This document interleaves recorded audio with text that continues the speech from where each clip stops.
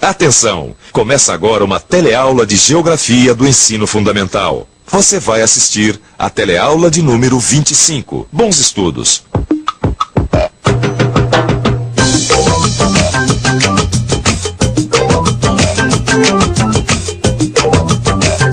Rio de Janeiro, Minas Gerais, Bahia e Ceará. Eita, viagem longa. A gente vai atravessar 4 estados para fazer essa entrega. E 2 áreas geoeconômicas, o Centro-Sul e o Nordeste. Só vai ficar faltando mesmo passar pela Amazônia. E você, já conhece as áreas geoeconômicas brasileiras? Não? Então vamos nessa, porque a gente vai aproveitar essa viagem para iniciar o nosso estudo das grandes áreas geoeconômicas do Brasil. Na teleaula de hoje você vai ver quais são as principais características dos 3 grandes conjuntos geográficos brasileiros. Ah, mais uma coisinha só. Quase esqueci de apresentar. Esse é o Tiago, meu cunhado. Chamei ele para acompanhar a gente nessa viagem pelas áreas geoeconômicas do Brasil.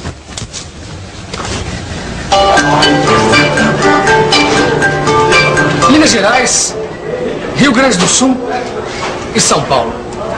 Olha, é impressionante como o Brasil tem paisagens diferentes. Como é que pode, por exemplo, Minas Gerais ser tão diferente do Rio Grande do Sul? E de São Paulo, então? Apesar dessas 3 paisagens serem tão diferentes, existem certas características comuns a esses 3 estados. Eles fazem parte do mesmo conjunto geográfico. Mas agora, dá só uma olhadinha aqui. Como é que dá para achar que essas 3 paisagens fazem parte do mesmo conjunto geográfico? É que uma das maneiras de se agrupar essas diferentes paisagens é pelo ritmo do crescimento econômico. Ou seja, é pela velocidade das mudanças na agropecuária, na indústria ou nos serviços. E levando em conta esses fatores, Minas Gerais, Rio Grande do Sul e São Paulo têm muitas coisas em comum, né? Puxa, Chico, faz um tempão que a gente está rodando e olha, até agora não saímos da região Centro-Sul. Por enquanto só atravessamos Rio de Janeiro e um pedacinho de Minas Gerais. Você está reclamando é de barriga cheia. Já peguei entrega no Rio Grande do Sul para levar até o Mato Grosso do Sul. Aí sim eu atravessei um trajetão. A região Centro-Sul inteirinha, de ponta a ponta. Só faltou mesmo passar pelo Distrito Federal, Rio de Janeiro e Espírito Santo. Uau, você deve ter visto muita coisa nessa viagem, hein? E vi mesmo. Eita, região rica. Não é para menos que o Centro-Sul é a região com a maior capacidade produtiva do Brasil. É fazenda, indústria, plantação, cidade até não acaba mais. Então é por isso que a gente sempre lê nos jornais que é nessa região que ficam os principais centros de decisões econômicas e sociais, não é? Vale do Itajaí, em Santa Catarina, Curitiba. Agora eu tô começando a entender essa história de áreas geoeconômicas. Olhando esse cartão aqui, dá para perceber como tem indústrias na região Centro-Sul. É isso aí mesmo. A grande concentração industrial é uma das características que diferenciam o Centro-Sul das outras regiões brasileiras.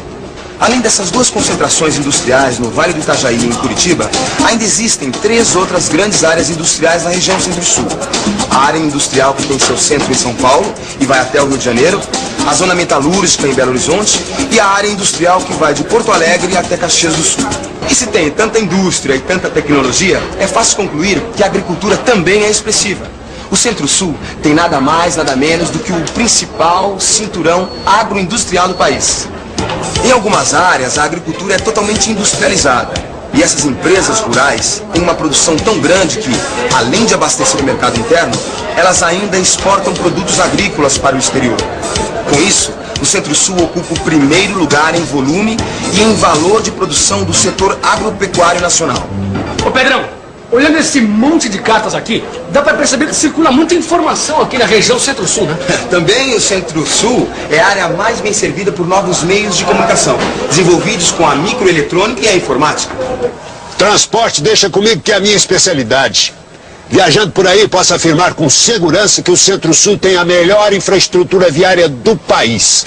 É ferrovia e estrada para tudo que é lado. E tudo integradinho. Isso sem falar nos aeroportos e portos. E os principais do país estão no Centro-Sul. Poxa, quer saber?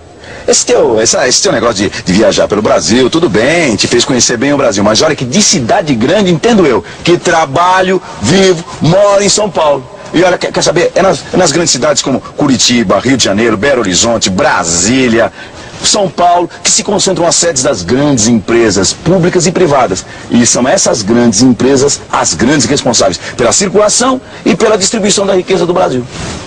Onde você nasceu? Pernambuco, Paraná.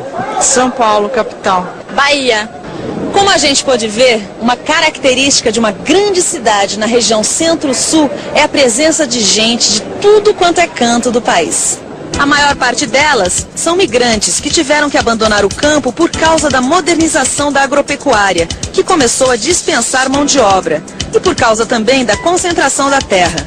E ainda, a gente encontra pessoas de diferentes lugares do Brasil que mudaram principalmente para o Rio de Janeiro e São Paulo, atraídas pelas possibilidades de emprego. O que, sem dúvida, aumentou significativamente os índices de urbanização dessas metrópoles, especialmente São Paulo, que se tornou uma mega cidade. São Paulo comanda hoje uma rede urbana sustentada por um sistema de telecomunicações, que permite estender sua área de influência em vários lugares ao mesmo tempo. Com isso, a metrópole paulista pode, por um lado, controlar o território nacional através das informações e, por outro, difundir suas formas de produzir, consumir e mesmo de viver para todo o país.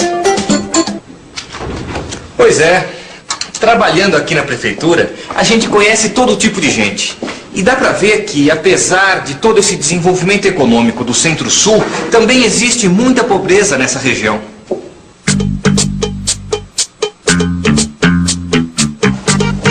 Ô, Tiago, daqui a pouco chegaremos em Teófilo Otoni. Vamos passar a noite lá e amanhã vamos entrar no Nordeste. Puxa, finalmente eu vou conhecer o Nordeste. Pena que é só o Ceará. Ah, mas logo eu volto a passeio, aí sim eu vou conhecer a região inteira. Aí, ó, Bahia de novo, Sergipe, Alagoas, Rio Grande do Norte, Ceará outra vez, Piauí, Maranhão. Já posso te adiantar uma coisa. Você vai conhecer uma realidade muito diferente da do Centro-Sul. Os estados do Nordeste são muito populosos e, na maior parte das vezes, com baixas condições de vida, índices muito baixos de escolaridade, altas taxas de mortalidade e uma baixa renda. Poxa, Chico, assim você está me assustando. Eu sempre ouvi falar tão bem das praias, da beleza do Nordeste. Mas isso é inegável mesmo. O que eu estou te falando são as características sociais e econômicas. E aí a coisa está difícil mesmo. Tem muita concentração de renda, de propriedade da terra e de decisão política. Diante de tantas dificuldades, a migração tornou-se a solução para um grande número de nordestinos. O que mudou foi o destino desses trabalhadores. Os primeiros a desembarcar em São Paulo vieram na primeira metade do século XX, em busca de trabalho no cultivo do café.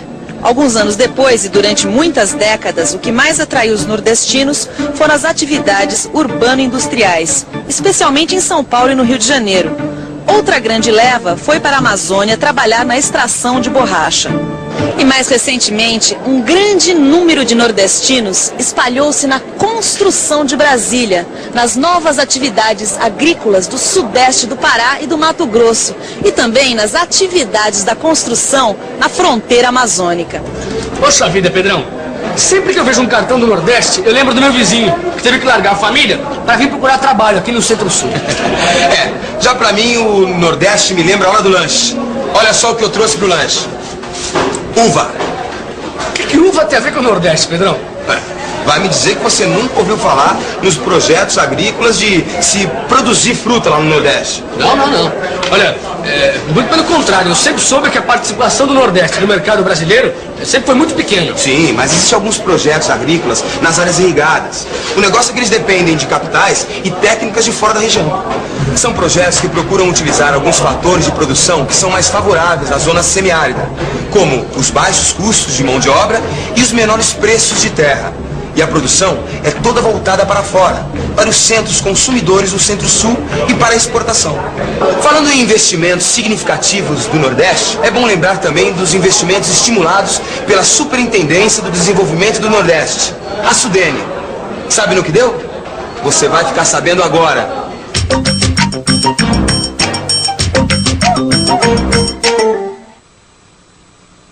A ação da Superintendência do Desenvolvimento do Nordeste, que estimulou investimentos industriais na região a partir da década de 60, não foi suficiente para integrar internamente a estrutura regional do Nordeste, o que acabou por estimular um tipo de produção complementar ao que se produz na região Centro-Sul.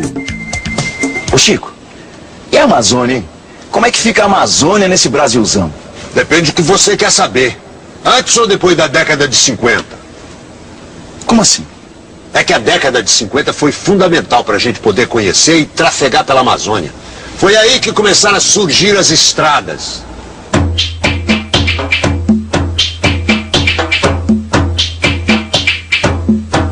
Mas Chico, quer dizer que antes não tinha entrega lá? Que jeito!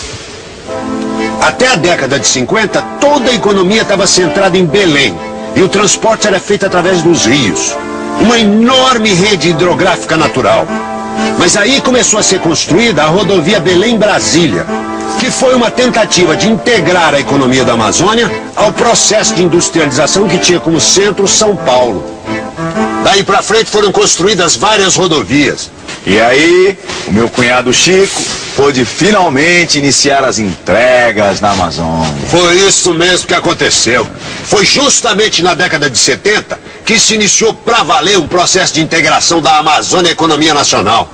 E a Amazônia passou a ser conhecida como a fronteira de recursos do Brasil. Com esse processo que ainda está acontecendo, estão sendo feitos grandes investimentos de capital em projetos de mineração, agropecuários e industriais.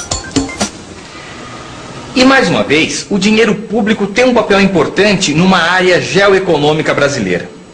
É que para integrar efetivamente a Amazônia no processo econômico nacional, capitais públicos e também privados começaram a ser investidos na região, na construção de hidrelétricas como Tucuruí, na instalação de núcleos de mineração como Carajás e em polos industriais como a Zona Franca de Manaus.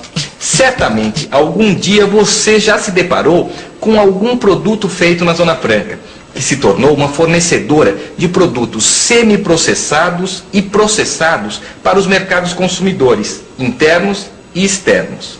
Só que, por outro lado, os incentivos fiscais da Superintendência de Desenvolvimento da Amazônia, a SUDAM, permitiram que empresas nacionais e transnacionais adquirissem enormes propriedades de terra, esperando sua valorização futura com a chegada de infraestrutura como estradas ou hidrelétricas.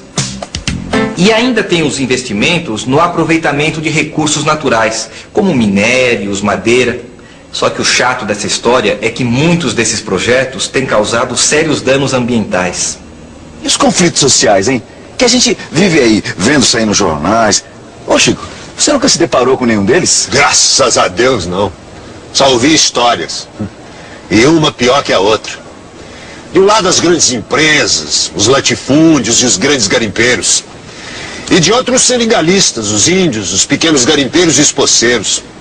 Isso sem falar nas pessoas vindas de outras regiões em busca de lucro fácil, que não vacilam em causar danos ao ambiente. E a coisa é feia então, hein? Não por muito tempo.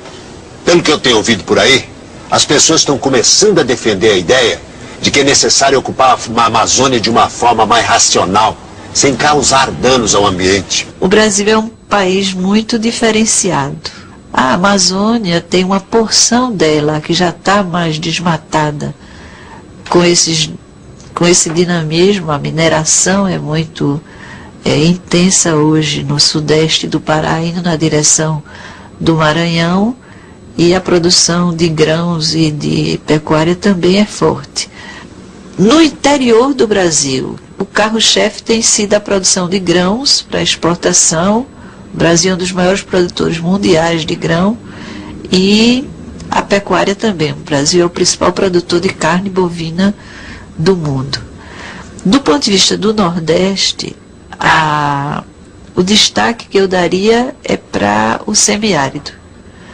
E a mudança que também está acontecendo lá, mais recentemente, a partir do fim do algodão.